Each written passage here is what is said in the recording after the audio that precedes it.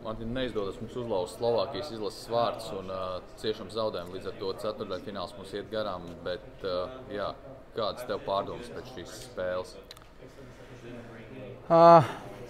Nu, lai uzvarētu jāgūst vārti. Neesam guvuši vārti 2 spēles pēc kārtas. Un, laikam jau pelnīt, kad tāds iznākums. Kāpēc šodien neizdevās gūt vārds? Slovāki labi aizsargājās vai mūsu realizācija pievīla? Mūsu realizācija, es domāju, viennozīmīgi. Jo iespējas mums bija daudz, gana daudz. Varbūt kaut kur ripa varēja mums paveikties nedaudz, bet, kā mēs zinām, veiksmi ir jānopelna. Un cīnījāmies un darījām, ko varējām, bet ar to ir krietni pa maz. Un, protams, meistarība arī kaut kur pievīla un tā augstasinība varbūt. Un pašam bija daudz momentu. Neizmantoju, tā kā neko, tagad var tikai kost pirkstos. Un, nav jau laika kost pirkstos, jo jāgatavojas jau nākamajam spēlēm. Jā, tieši gribēju prasīt, mans nākamais jautājums. Turnīrs mums nav beidzies, arī treneris ģērbtuvē minēja, ka galvas nenokaram un ejam uz priekšu, vēl mači.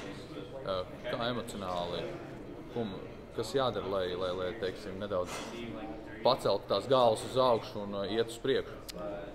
Mums ir 2 brīvdienas, tagad varēsim izveidināt galvas un gatavoties, par ko mums tur Austrija vai Vācija visticamāk, gatavoties tām spēlēm. Un noteikti plāns ir uzvarēt abas spēles un vismaz dot kaut kādu prieku mūsu līdzjutējiem, kas mūs atbalsta un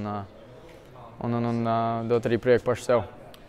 Vai jūtat no mājām un arī šejienes lielu atbalstu Latvijas izlases komandai? Jā, protams. Mums ir labākie līdzjutēji, ja jau augustā minēju, un milzīgs paldies par atbalstu visiem, kas skatās. Un,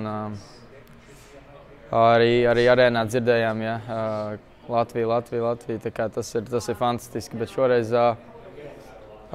negribu teikt, ka pievīlām, bet labi, laikam jau nedaudz, ka pievīlām, bet cīnījāmies, atdevām visu sirdi un veseli tik, cik mums bija iekšā, bet tā realizācija, jā, tā realizācija ir tā, kas kārtējo reizi mūs pievīla un jau apnicis runāt par to realizāciju, bet kā ir, tā ir.